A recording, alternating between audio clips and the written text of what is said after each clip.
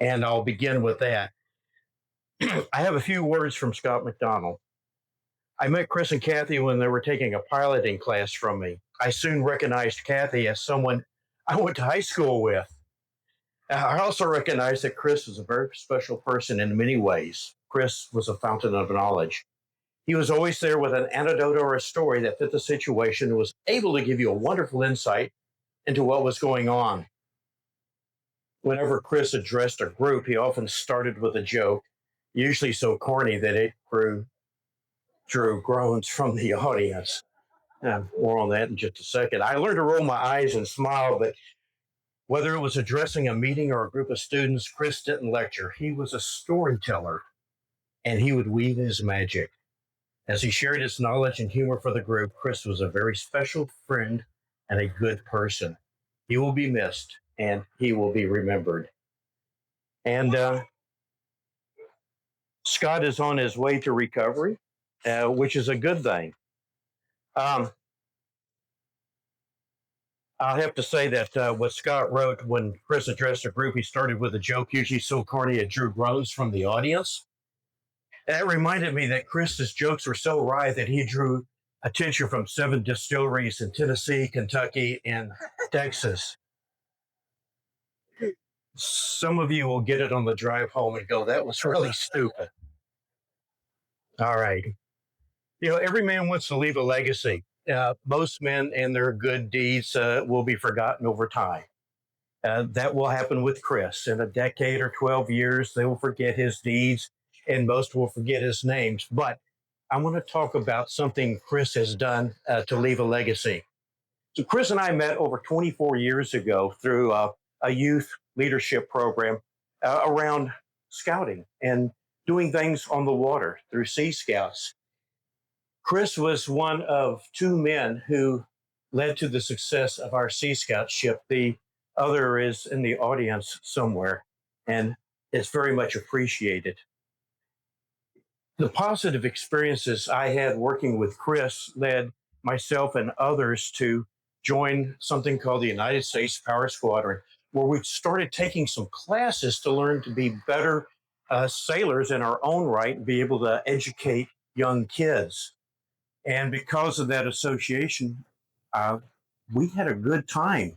After a couple of years, Chris and Scott McDonald and another fellow by the name of Bob Stevenson asked myself, my wife, Monica over there, and our friend Susie, they said, we have an opportunity for you.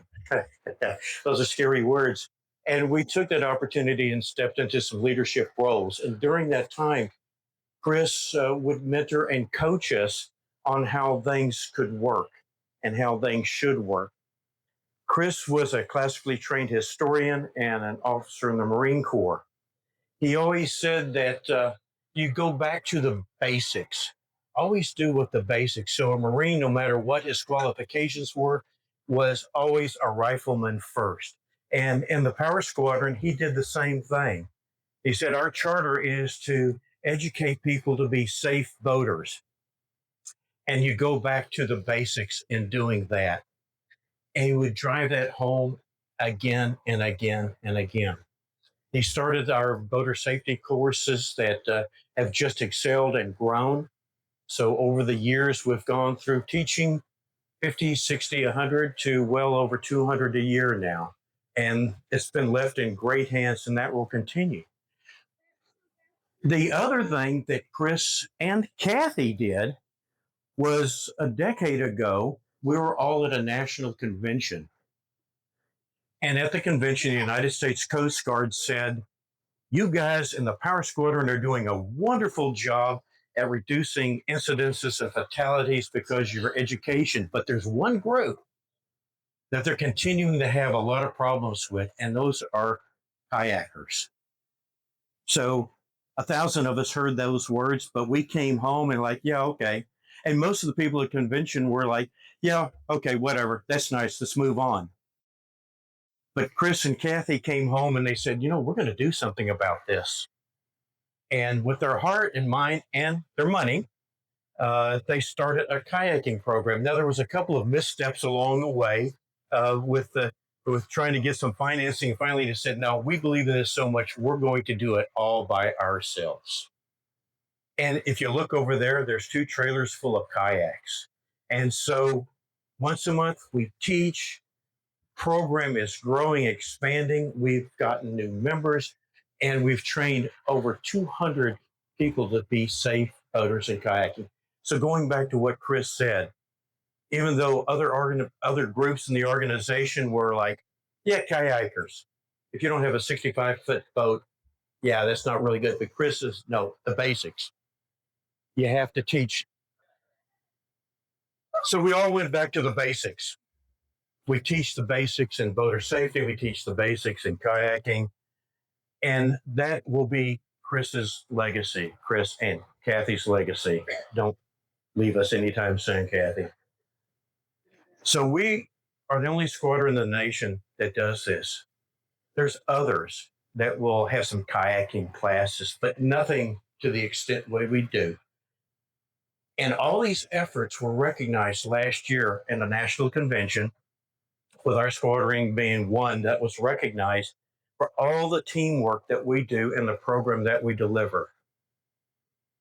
And it's all because of Chris's history, from growing up, in a tough childhood, to Marine Corps, to finally marrying Kathy and getting straightened out, right, Kathy?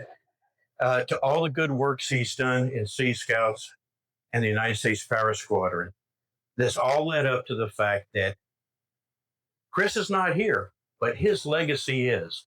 And so, yeah, 10, 12 years from now, if people forget his name, that's going to be okay, because what he started and what he's done will continue to live on. What I'd like to do now is introduce a very good friend of Chris's for over 30 years through Sea Scouts and just a general friendship, a guy who can paint anything and build it everything. I'd like to introduce Mr. Chris Skeen. Now, when I first was asked if I wanted to make any comments today, I promised Kathy, I said, I will try to keep it short, although I'm not known for being a particularly short-winded person. And to that end, I went ahead and I wrote out some commentary about Chris, but I may expound on it a little bit. Whoa. Oh, front and back, too. Okay, I'm gonna give you just a short history. Chris and I were met in scouting. Back, his 2 boys and mine were together. You asked for it. All right. Chris and I first met in 1996 while we were assistant scoutmasters at Troop 879. Chris became the scoutmaster of Troop 20 about the same time I became the skipper of Ship 24. My son was in the troop, and I spent Monday evenings there with Boy Scouts. I finally convinced Chris to become a Sea Scout leader about a year later. I came to know his nautical skills and passion for the sea, and I said, yes, you have got to get into Sea Scout. You're wasting your time over here just teaching merit badges. So about 1999, he gave in, and he signed up with Ship 24 as a mate. Chris had been a school teacher, kind of like what Alan was saying, and he loved teaching kids. It was like a passion of his. You could say you could take the school out of a teacher, but you can't take the teacher. Can't take the instincts that he had. As a scoutmaster, he was teaching the youth. Teaching the youth was his strong suit. He lived and breathed advancement. And I think most of you who knew him through scouting would agree with that. Many scouts owe their Eagle and Quartermaster advancements to Chris Leavitt. He and I became good friends working in scouts over 10 years. Together, we were a good team. Chris was also known for shunning adult awards, saying that his awards were worn on the uniform of his scouts. Hopefully there's some people here besides myself who've heard him say this, because it was one of his favorite sayings. He also said that we worked in the field from which we would not see the harvest. That is a true statement. Um, Fortunately, we've gotten a little glimpse occasionally, and that's what Alan was saying. Pretty much is that those were that was his mantra. I remember many funny stories about our scout adventures together. After joining Ship 24, Chris talked Melissa Horlander and Alyssa Lippelman into earning a Horner Day Award and encouraged them to attend Boy Scout summer camp. Now, mind you, this is before Boy Scouts was co-ed. Uh, Kathy went along on that trip, so she can vouch for what I'm saying. Chris Leavitt took Troop 20 to Camp Solmeyer in 1999. Local scout troops at Solmeyer did spirit yells at lunch. They would call out, "We got spirit." "Yes, we do. We got spirit. How about you?" The other troops would take up the challenge and yell back. Troop 20 scouts had never heard this and stayed quiet, at least at first. By the end of the week, however, our scouts devised their own yell and shouted, "We got chicks." "Yes, we do. We got chicks. How about you?" Silence followed. I remember I remember Mr. Leavitt buried his face in his hands and replied, "Never again."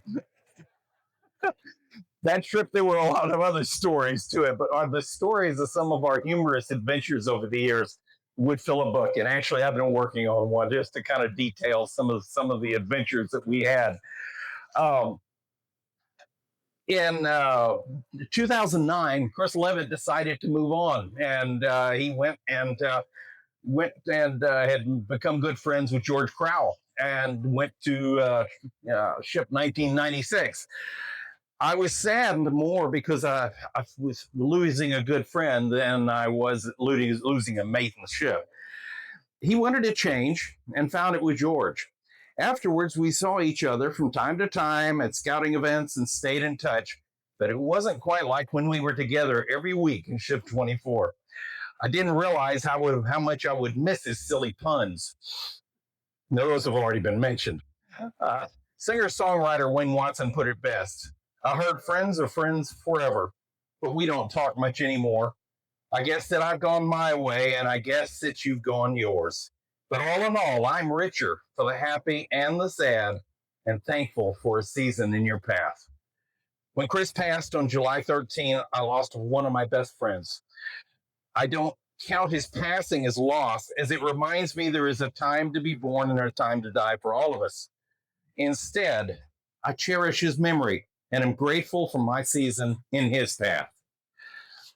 Now, if I've still got nobody's gotten up and gotten too impatient with me, I'm going to share something with you that I found in a Ship 24 scrapbook. Back about 15 years ago, I wrote a poem describing Chris's role in Ship 24. Now, you have to remember my experience. I worked for a shipping company, and we had a company magazine, and they would publish various things, that were articles and stuff that were submitted by the company employees. One of which was a humorous poem titled "The Mate," and it was honoring those overworked and underrecognized chief officers in the Stolt tanker fleet.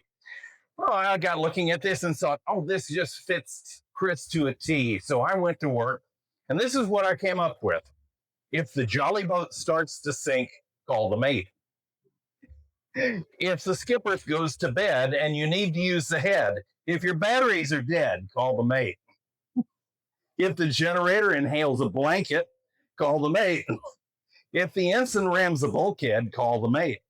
If the wind fails to blow and the scouts refuse to row, if the anchor won't hold, call the mate. If you hear running water, call the mate. If your bait spoils in the van, call the mate. If the trailer starts to tilt and the boat comes adrift, if your hat goes in the drink, call the mate. If you want to learn to cook, call the mate. If you've lost your book, call the mate. If the bosun can't sew a seam and the yeoman has a bad dream, if the game warden comes abeam, call the mate. If you want the crew to muster, call the mate. If the binnacle has lost its luster, call the mate. If the outboard goes overboard, while the skipper's gone ashore. If you're looking for a grapnel, call the mate. Yeah, if you have any problem, call the mate. No matter how much trouble, call the mate. And that poor old Marine can never leave the scene. Thank God I'm the skipper and not the mate.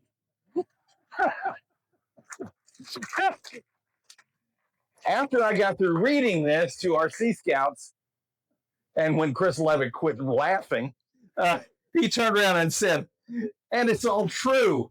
And it was. Every single line in there was describing an event that had happened to us in our association.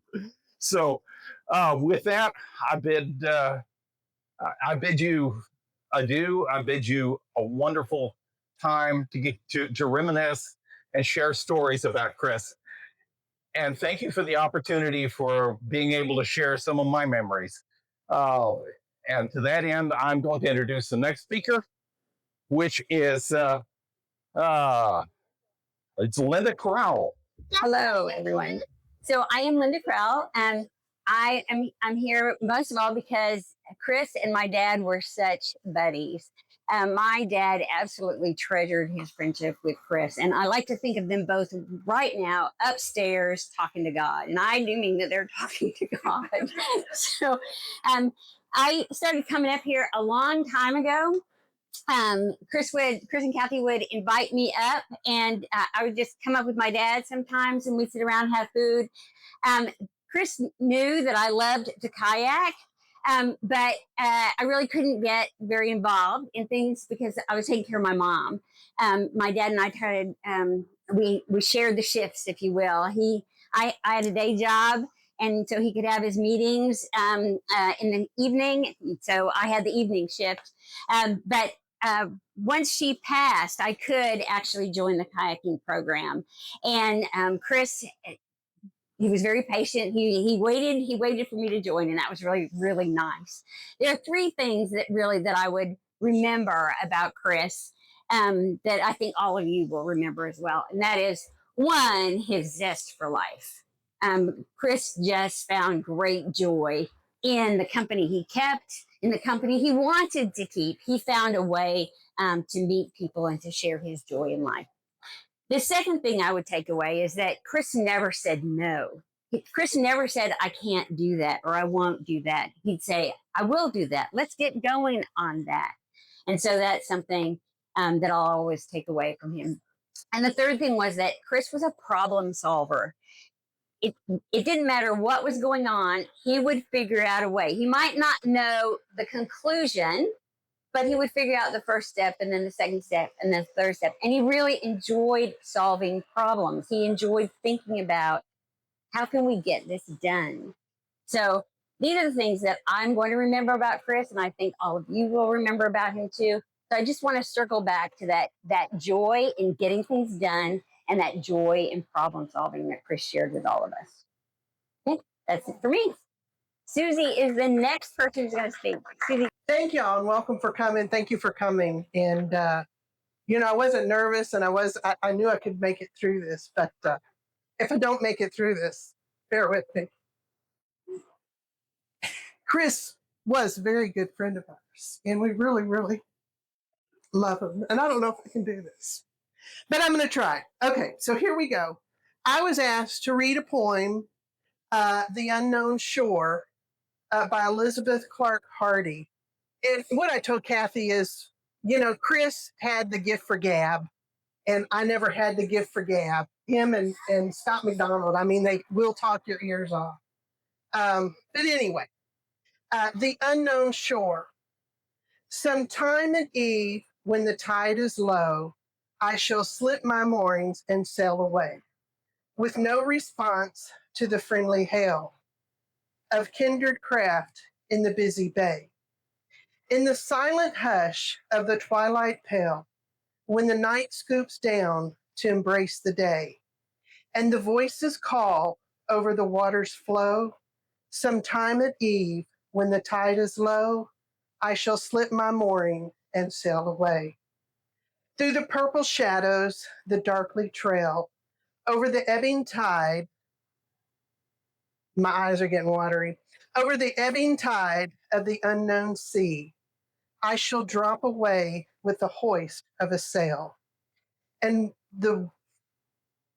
a ripple of water to tell the tale of the lonely voyager sailing away to my mystic isles where anchors lay, the crafts of those who have sailed before over the unknown sea to the unknown shore. A few have watched me sail away, will miss my craft from the busy bay. Some loving cause, I can't see for my tears. Some loving souls my heart held dear in friendly ships that were anchored near. In silent sorrow shall drop a tear, but I shall have peacefully furled my sail in mooring shelter from the storm and gale, and greeted friends who had sailed before over the unknown sea to the well known shore. And I know Mr. Crowell is waiting there for Chris Leavitt. Thank you all. Hi, I'm Sarah Bardwell. Chris is my brother in law. Did you ever stop and ponder that it's amazing that any of us had the opportunity to know Chris? I say this because Chris was a Marine. You can't hear me? Okay. Chris was a Marine in Vietnam. During this war, from 1965 to 1973, there were approximately 450,000 Marines that served. 13,095 Marines were killed in action. 88,000 Marines were wounded, with 51,393 were enough to be hospitalized. That's 1/3 of the casualties in the Vietnam War. And all of those. Okay.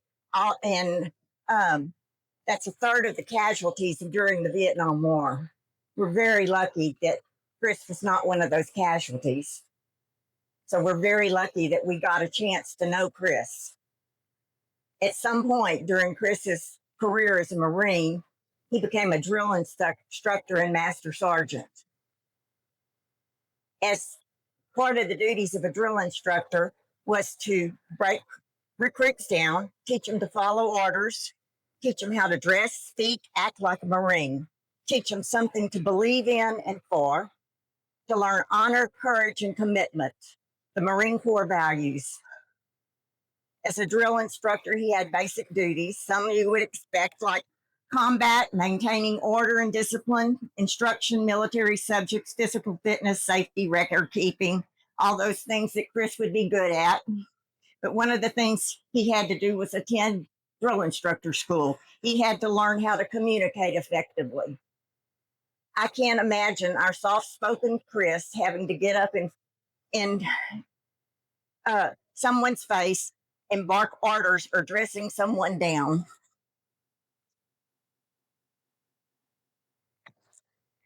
Chris was a Methodist and a Christian. Methodist Christians explain Christianity by emphasizing God's grace and love and the importance of personal faith and experience and a call to social justice.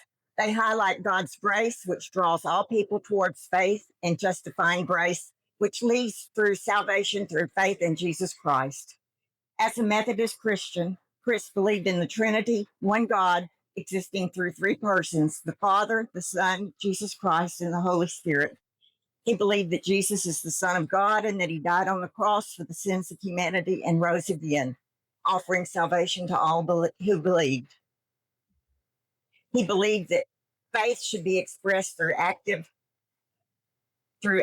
activity and through good works in a life of love and service.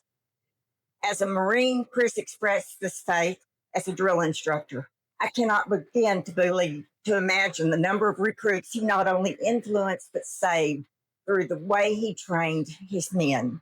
As a Sea Scout volunteer, he changed the lives of a lot of young men and women.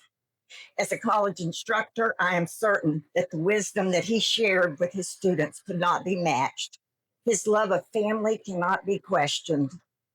As an uncle, Chris continued to show his love and faith to his Bardwell nieces and great nieces and nephews, who all called him Uncle Storyteller.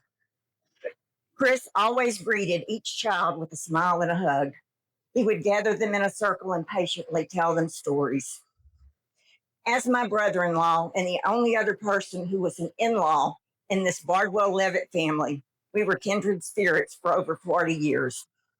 He was my friend and my confidant, my person that I could have a discussion with and not a debate.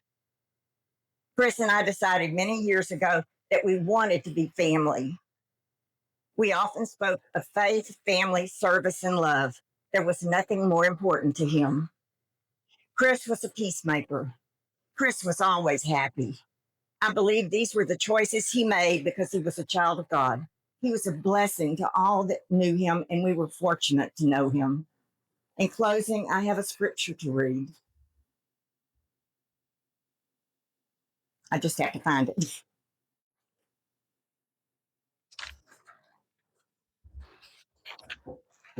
It comes from John 14.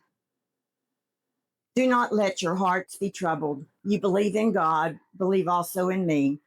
In my Father's house has many rooms. If it were not so, I would have told you. I'm going there to prepare a place for you. And if I go to prepare a place for you, I will come back and take you to be there with me. You know the way to the place where I'm going. And I left my card on who I was supposed to. Oh, I was supposed to introduce my nephew, David Leavitt. I forgot you, David.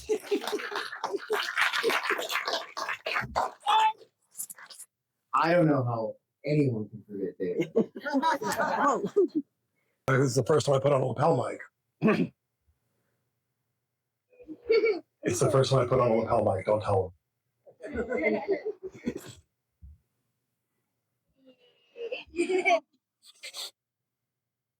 Look, he's moving. Okay, sorry. This is right. So now that I have your attention, my father was a storyteller and loved to tell jokes. And I have 5 minutes, so I'm going to try and get through as much of this as I can. So he would tell this joke about what do you want said at your funeral.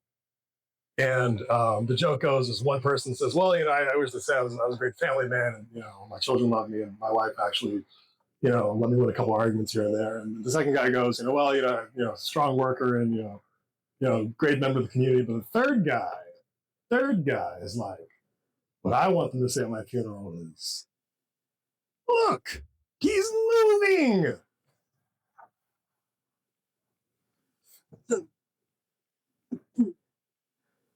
Thank you all for coming. Thank many of you for helping to put on this event. Your service has been invaluable. My father liked to tell stories, as has been mentioned before. As many of you have no doubt suffered under. We tell stories to commemorate events, to mark time, to make sense of otherwise discordant events that happen to us, some of which we take part in. I'm going to share some of those stories about, like, I wasn't there during the Marines. I wasn't there when he was teaching high school. I wasn't even there during Sea Scouts. I know. Many of you feel this is a personal failing of mine, and you're probably right. But I was there as his son. So what I want to share to you is what it was like having Chris Leavitt as my father. So the first story is funny. I didn't see my father run until I was a grown man. And I didn't realize how strange that was until I got married. And my father-in-law was talking about going to the gym and doing like a Tabata class or something like that. And I was like, really? Like you do that? I thought that as soon as you like reach a certain age, like they just stop working or like I didn't know what I was thinking. I just my father had ambled. I'd seen him waddle. I'd seen him move. I'd seen him hustle, but I had never seen him run. And lo and behold, we're at the Tulsa Zoo. My eldest is about 3 years old and is very curious about the carousel at the Tulsa Zoo. We are living in Tulsa at this point, so it's not like we traveled there. Like it's my father and my mother came to see us while we're there. One of the things to do is to go into the Tulsa anyway. So we're at the Tulsa Zoo, and my eldest is ambling towards a carousel because there are brightly colored animals and mythological creatures on this carousel, and she's very excited about it. And the rest of us are doing something else. We're not quite paying attention, but my father has eyes on her and realizes that she is within 20 feet of the carousel, and we are approximately 50 feet away from her. And she is 3 years old and has no idea that she's about to get sucked underneath the carousel and dragged for about, like, in a circular pattern that would be comical if it wasn't happening to a member of my family. So he rushes.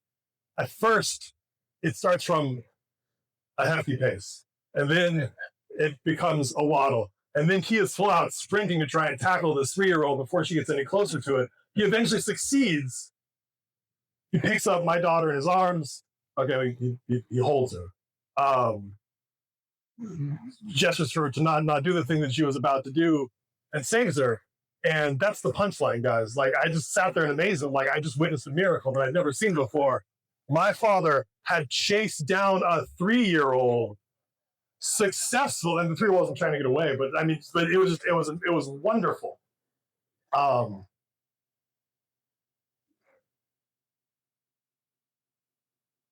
Traveling further back in time, you may have heard alluded to the fact that my father was a history teacher in high school. His specialty was the second half of, he taught American history, Reconstruction through present, right? Reconstruction through present? Yeah, it's Reconstruction through present. So this is like after the Civil War, the present day. But he had a secret, a zest for slightly more esoteric history. And so every time history fair would come up or a research project would come up for my brother and I, my father would say, hey, why don't you take the time of 3 popes? And I feel that largely because I was never able to celebrate this in life while he was alive. Y'all are going to suffer through a brief history lesson of the time of 3 popes. So put on your learned hats, y'all fixing to learn something. So the year is 1377 and the Pope dies. And this is a thing that happens fairly regularly. People die all the time. But for the Pope, it's a little bit different. They have to hold a conclave. They have to elect a new Pope. And they do so in brilliant fashion. An important subnote, the Pope at this time resides in Avignon, France. Why the Pope is residing in Avignon, France and not Rome is this is the Catholic Church we're talking about. I don't know. History is one of those things that has neither beginnings or endings. It's still happening to us. We are making it. Every time you come to the beginning of the story, there's something that happened even further to make that story happen. I am digressing. The story takes place in Avignon, France. The Pope dies. The new Pope is elected in Rome. And the Pope, the conclave of cardinals likes this Pope. And then within 6 months, he becomes a monster. Someone calls him that, I'm sure. They dislike him. The newly elected Pope resides in Rome. The conclave of cardinals goes to Avignon, France, and elects a new Pope. I cannot imagine being disliked so severely that all the people who like me enough to propose that I should enter this position leave the country, go to another place and say, no, we want this guy to be an even better Pope. That must have been an incredible blow to the man's self-esteem. But so we are up to 2 popes now, you may be counting. So Europe there's a lot of countries in Europe, and who gets to claim what pope becomes a major issue. At some point, there's another conclave of cardinals. No. To add humor to the situation, both the original popes die. This period lasts for like 40 years, where there's 2 popes, one in Avignon, France, and one in Rome, Italy. And then they decide to settle it in the only way that they possibly can. They elect a 3rd pope, this time in Pisa, Italy. The Pisan pope is sort of like a fun thing that's really fun to say if you're that type that enjoys saying fun things. So there is now a pope in Avignon, France, who has now been, I'm losing several of you. At some point, the way that the story ends, I promise I'm getting to it. There's a crisis in Europe as rulers pick sides. There's a literal civil war in Spain that breaks out over this. Both claimants die, but they are seceded. Cardinals of both factions try to get the 2 to talk, and they finally succeed about, no. They succeed about 4 years later, which leads to the election of the 3rd pope. This is why you should never try and go speak from the heart. The notes contain the actual knowledge that the people want. In 1414, tired of the issue, the cardinals get the two popes to step down, excommunicate the third, and elect another, a fourth? No. But this time, since all of the previous popes have been eliminated, the fourth pope is actually the only pope in existence at the time. They like the fourth pope to office, resolving the issue. So the key point to take away from this is that crazy things happen. And a lot of times we have no idea that the history could be as wild as it is. My father loved stories, and I think he loved history because history is the story of us as a people. What are humans doing? Why do they do it? These are wonderful questions. I don't have answers, but the search to finding the answers to those questions is a delightful journey of discovery, and that would be a fantastic place to end this speech. But I promise to tell you about what it's like being my son's father. Hey, who's giving the speech here? I promise to tell you what it would be like to be my father's son. And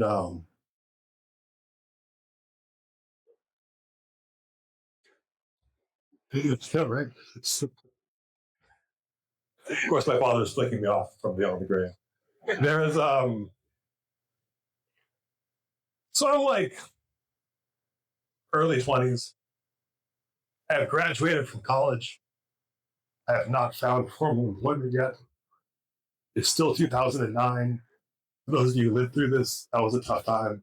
For those of you who lived through it and did not have a tough time, I envy you. I had moved back in with my parents to a great deal of personal embarrassment. And so I am having a tough time. I'm having a tough time now, but I was having a tougher time then. Like this will pass. So it's like 1 o'clock in the morning and I can't sleep. And so I decided to take my father's truck out for a joyride. I figured the cool night air will settle my nerves. I don't know I literally do not know what I am thinking. I was there when the story happens, and I cannot tell you the internal monologue of the main character. I'm sorry. I'm driving and I'm somewhere over the Midtown, and I drive over something, and the truck that is not mine, the tire explodes. I pull off the freeway, I find a parking lot, and all I need to do is change a tire at 2 o'clock in the morning on like a random Tuesday afternoon. My mother corrects me as she just wants to do. It's a Tuesday morning. She says she listens to me and she's right. She always listens. She doesn't always agree, but she always listens. I can't change this tire. It's not my car. I find the jack, but I can't find the spinner, or I find the spinner and I can't find the jack, or I can't find the spare tire. I don't know what's going on. It's 2 o'clock in the morning. I'm out of my wits' end. And so I do what I can think to do and call home.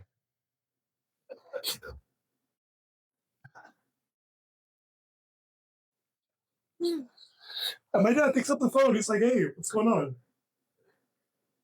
I'm just like, "Hey, I got a clap." I'm like, "Cool.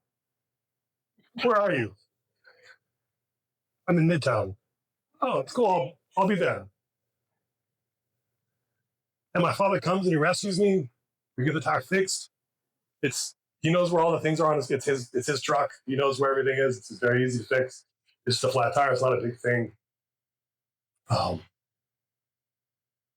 We go home. He sleeps for another couple hours and goes back to work. And I sleep a little bit longer and do not go to work because we're in the midst of an economic recession and that times are tough. So I'm telling you this story because it was deeply meaningful to me. And it exemplifies a lot of what I aspire to be as a father, what I experienced as a son. But my dad was there, and he put in the work. He didn't harangue me, didn't harass me. Innocent things happen. He was there for me in a time where I really needed him. And I'll forever be grateful for that. We tell stories to commemorate events. We tell stories not to provide meaning to the events that happen in our lives, but to celebrate that meaning and to acknowledge that meaning in events like this. Stories don't all have to have tears. Stories don't all have to have great grandiose things. Sometimes they can just be fun jokes.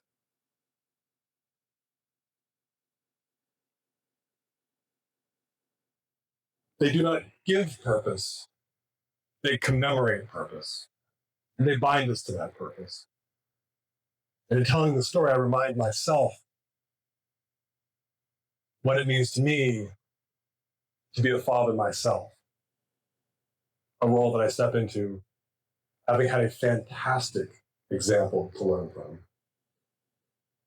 And now, to follow that up, is my brother. All right. So obviously, my brother's the funny one. So you'll just have to bear with me. I'm more of the straight-laced one, the kind of the play-by-play, and he's the color commentator. Right. So so what I wanted to do with this time that I had, besides being the MC, was to kind of provide a little context for the last couple of years of my dad's life. We never really know when we're living our life. We just show up every day, right? We wake up, we go to sleep.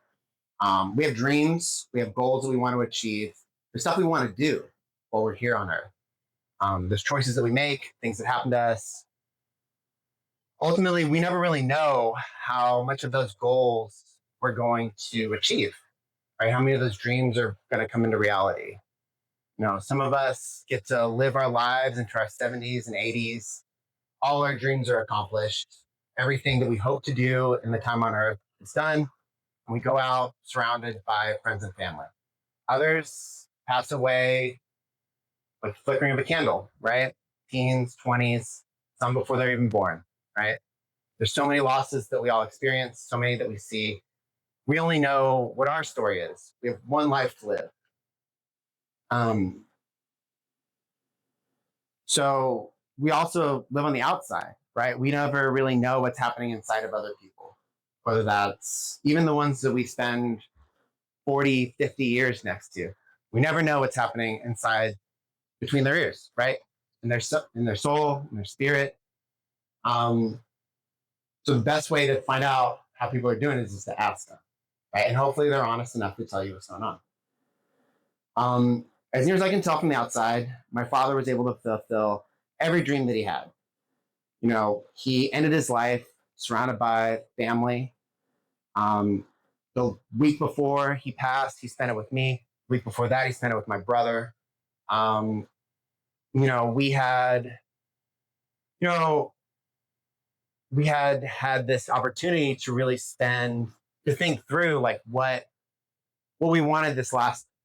We didn't know exactly when he was going to die, but we knew that he wasn't going to live around forever, and so we needed to make the best out of that time. And so, so we put this. So about 6 months, 8 months ago, we were like, man, we're not getting any younger. We got to do something. And so we put this vacation on the books. We said he had always had this shirt, Gen Con, 1984, right? So we went to this board game convention, the year I was born. And so we put this kind of on the books, right? So we just bought some plane tickets, registered for this thing. Neither one of us are big board gamers. We're not, we could be nerdy, but that's just not what we're into. But what we wanted to do is we wanted to spend some time together, right? We've been, every time we get together, it would be half of it would be childcare and half of it would be trying to sleep while the kids are running around crazy. And so you just go through your life with the people around you.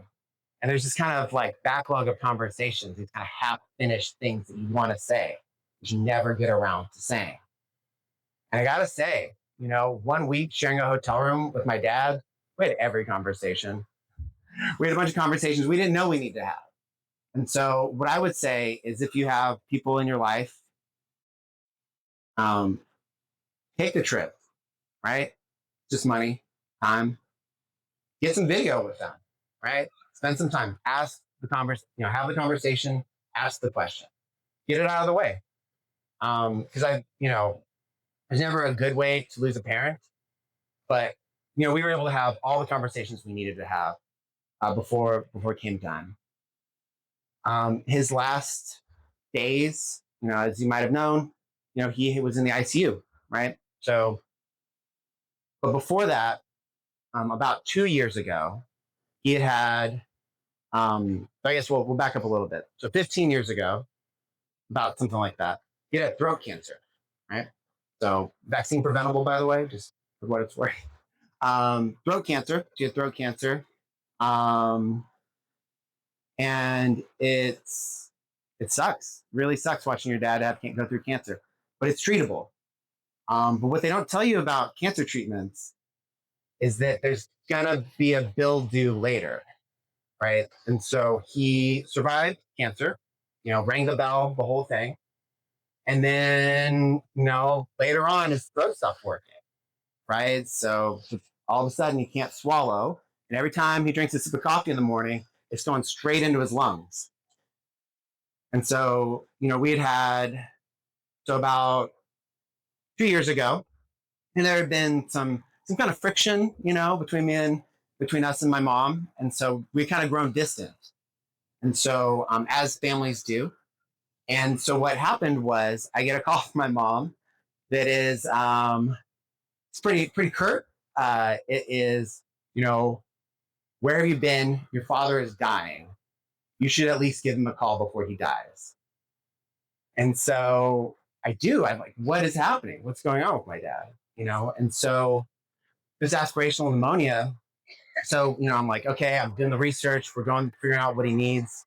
He's got my mom too, right? So we go through, figure out that he needs to get a tube into his stomach so he can eat. So he can, you might have seen some of the pictures behind me. He's eating through a G tube. And he's, if you have like elder family members that are in these positions, people like to eat. People want to drink their coffee. They don't always want to change the way they live, especially when they're in their 70s. And so it's so hard to change behavior. So he and I had some pretty frank conversations about that. And the conversation went something like, well, Dad, you really want to live, right? You lived a great life. You could choose to go out right now. You don't need to be here. Like, this is your choice. What do you care more about? Chicken fried steak or like seeing your grandkids grow up? And for some people, when they're in that position, they've accomplished everything they've needed. All their dreams are fulfilled. It's like, I'm ready to go. That's not what he did. He said, we got to repair this thing with you and your mom. And so we need to get some therapy on the books, right? He didn't know those words, but we worked through it. And that was his big wish. We need to repair this gap between us. I said, look, you're not getting any younger. You got to prepare, I want to hear these stories, right? Like, give me your memoirs of Vietnam or whatever. And I was like, I kept bugging him about this the whole time. And so what he ended up doing was, instead of this kind of like gritty, Band of Brothers war story, what he did was he wrote stories for the granddaughters, right? He wrote stories about Arf and Kitty and Woof, and he would send, every couple weeks, he would send these stories back to the kids, and they'd read them, and he'd, start drawing pictures of the kitties and, and the dogs as they're doing. And each one of those little animals was one of the grandkids personified. And later on, there's this other character that joins the story, Spike. Spike. Yeah, Spike. And Spike is a dog. He's a good dog. But he doesn't really like cats. He had a bad experience when he was growing up. And so I remember talking to my dad. Yeah, corrected. When he was little, he had a bad experience with cats. And you could kind of tell, right? As I would talk to my dad about the stories and how they were progressing and what Kitty, Arf, and Wolf, and now Spike, are getting into, you kind of tell where his heart was. And he would tell me how these stories were just kind of coming to him, right? They're just inspired, right? divinely inspired, right? And there was kind of this connection that he had. And so that was, and you could tell as Spike's story starts to turn, and you could tell that like he really identified with that turn, right? He really saw, that there was a chance to tell these moral stories to his grandchildren in a way that, kind of rehashing the past wasn't really going to do it for him. That's not how he wanted to go out. And so that was what that kind of work, right? We talked about all the work that he did in his life. That was the work he wanted to end on, right? And so he had gotten through his whole life, accomplished all these dreams, and this is what he's doing at the end. And so in those last days, those last weeks, those last couple minutes with him, it was all done, right? Everything he wanted to do was accomplished. People were sending in videos. They were sending in like audio messages. We were playing for them. He's crying. We're crying. The last couple minutes, we're in the ICU for those last 2 weeks. He's not responsive the whole time. They got to get him intubated. They're like, sedating him, unsedating him. It's a mess. But there at the end, it's like we're all surrounded him. Everything that needed to have been said has been said.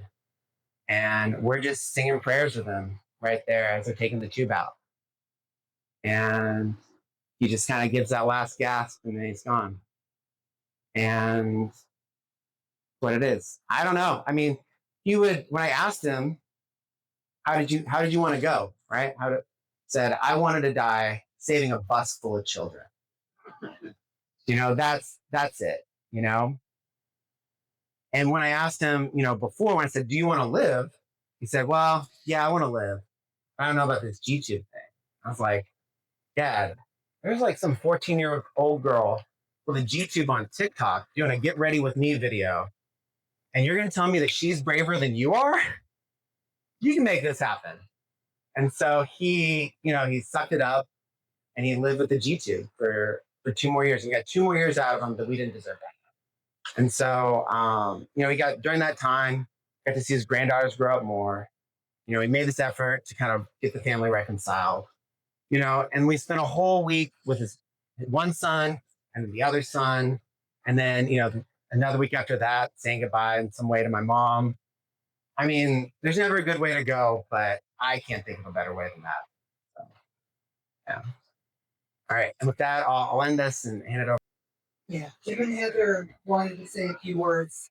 They have been very instrumental in helping with the kayaking program, and pretty much Heather's gonna take over a lot of the administrative stuff that Chris was doing with the program.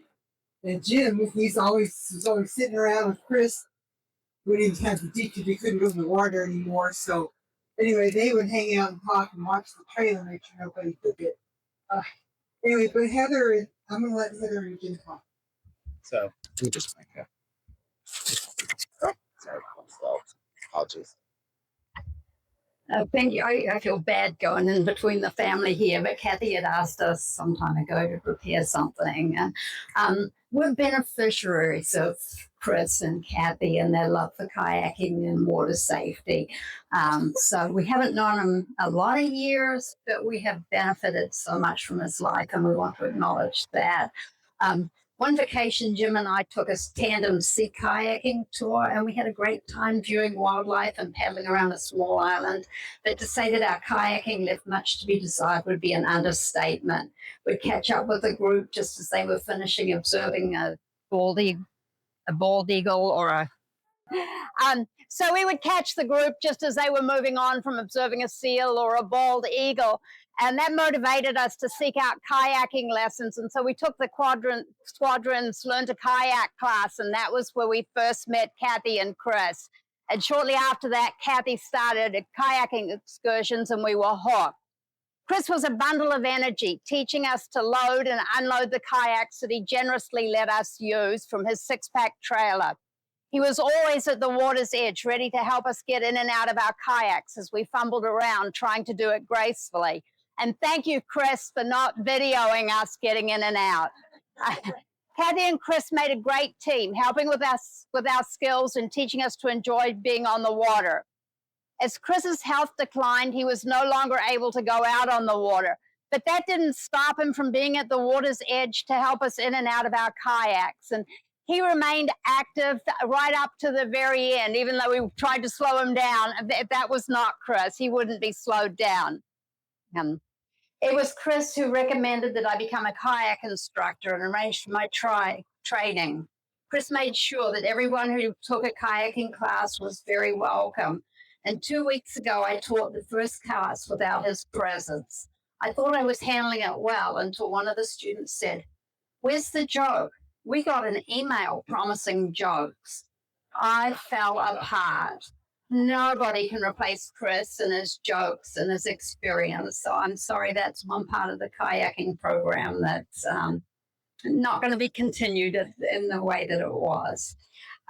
After Chris's health declined, he mentored me and trained me to take over some of the boater safety activities that he was involved with.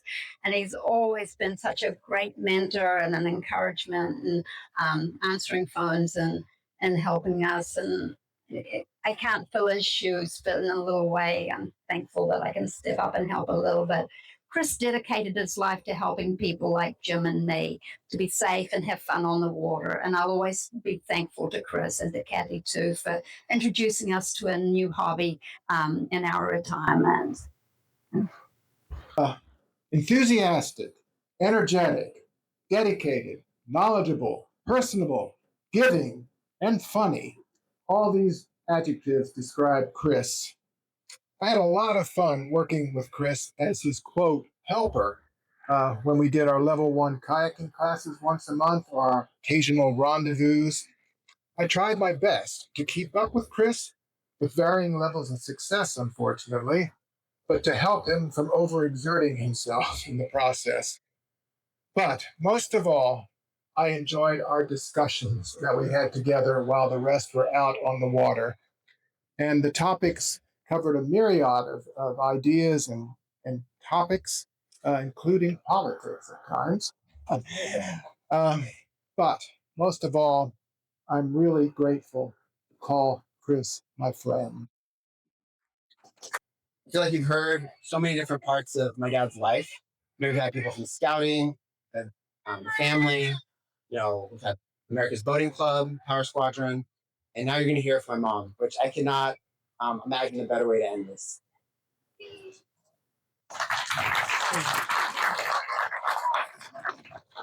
Hi, everybody. There are something that I had told him I would do, and that was to read the 23rd Psalm. And I realized it hadn't happened yet. So it's very important to me, and because I promised him I would have that at his funeral. Because he said this prayer, the 23rd Psalm, every single night before he went to sleep. And then we said Baha'i prayers after that. So, the Lord is my shepherd, I shall not want. He maketh me to lie down in green pastures. He leadeth me beside the still waters. He restoreth my soul. He leads me in the paths of righteousness for his name's sake. Yea, though I walk through the valley of the shadow of death, I will fear no evil. For you are with me. Your rod and your staff, they comfort me. You prepare a table before me in the presence of mine enemies. He anointeth my head with oil. My cup runneth over. Surely goodness and mercy shall follow me all the days of my life, and I will dwell in the house of the Lord forever. And Ellie said, with you. So, gosh, I'm not supposed to start crying yet. But Chris was a Methodist, as my daughter-in-law, my sister-in-law pointed out, and he was a very good Christian. And he read his Bible, and he was a really, really good man. For him, the biggest compliment you could give someone was to call them a good man. You're like women too, but I mean, but I'm talking about. I guess you could be a good man too, but that was the highest compliment to say. a person's a good man, you know? And so one of Chris's most endearing qualities was his sense of humor, though. He would always give me a chuckle. Many times I would go with him to his doctor's appointments. I kept thinking, the other night I couldn't sleep, so I just started writing this. So this is musings at 2:00 in the morning. So anyway, so I was remembering back when I take him to the doctor appointments, and so they would usually ask him, "Well, Mr. Leavitt, how are you feeling?" Many times he would reply, "Happier than a pig in mud in a hot day." And then he'd go oink oink. How is, or they'd say, "How is your day going?" He'd reply, "Every day above ground is a good day." So when we were talking about what we wanted done with our bodies after death, he told me he wanted to be cremated and then buried beside me after I die. So I guess he's still above ground. So he's still having a good day. Right? Right, Chris? Still above ground. So one day I was frustrated and wanted to have a serious conversation with Chris, and he kept throwing all these puns at me, as y'all know, he was known to do. So I asked him why he turns everything into a pun. And he got serious and he said that he realized that if he could make someone else smile, even for a minute, then he'd done something good that day. That was when I gave up having any serious conversations with him. Because who can argue with that? So I met Chris when I was about 20 years old. We were in college at the University of Houston, Law Hall actually, in the Quadrangle. He lived just around the corner in Law Hall, down right in the hall down from me. They were called co-ed dorms back then. He claims I never noticed him until he grew a beard, though. That may be true. The only time I ever saw him without a beard was when he wanted to be there for the birth of John, our firstborn. He had heard that he would have to wear a face mask and gown, so he shaved his beard to wear the mask. He also said he did not want to scratch the newborn with his beard. It was a very bushy beard. I mean, he could have won contests with that beard. That shows how much he loved our son. That he would even shave off his signature beard for him. That's a lot of love. Like I said, we met in college. We had a lot of friends in common. So I heard them calling him Flexible Chris quite a lot. His friends would. So I looked for times he was flexible in social situations, and then I realized that they called him that because he was actually quite inflexible. But I realized what a good quality that was for him, because it meant that when he said he would do something or be there on a certain day, he would do anything within his power to fulfill that obligation. If he agreed to do something or be somewhere, it always happened. If some better or more fun thing came up for that time slot, he would turn it down. He was inflexible that way. This continued throughout his life. If he had agreed to teach the Texas Parks and Wildlife course, you knew that he was going to be there. No family event or any other fun possibility would change that. It never occurred to him that he could ask someone else to fill in for him because he had made that commitment. And that was just Chris. He just, he said he's going to do something, so he does it. So he was inflexible. But you knew you could count on him. That's one of the things I grew to love about him, that dependability, that stability, but also a very full schedule. He didn't say no either. I learned early on that I would have to know his schedule if I was to ever see him. I would need to join him in whatever he was doing, because he was going to do whatever he felt was the good thing to do. And if they needed a den chief or a scoutmaster, then he felt he had to be the one to do it. He volunteered, and I find out later, and we were locked in.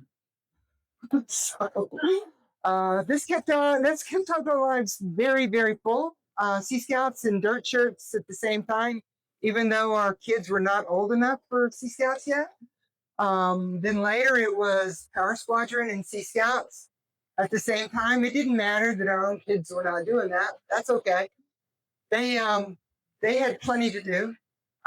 He touched a lot of lives though by living this way, and you guys are you guys know about that. He helped many children, not just our own, to grow up to be happy, responsible adults. He started as a den mom with David's Den in Cub Scouts, then became Scoutmaster, then Sea Scout and Skipper, Sea Scouter and Skipper, and then a teacher in America's Boating Club. He won many awards for the squadron. He did all this as well as while he was holding down a very demanding job that had him 24/7 on call. And he was able to pull that off. But anyway, he was also able to raise two wonderful sons at the same time, who were talented and intelligent. And he was a high school teacher when I met him. He was teaching history in high school. He's a born teacher.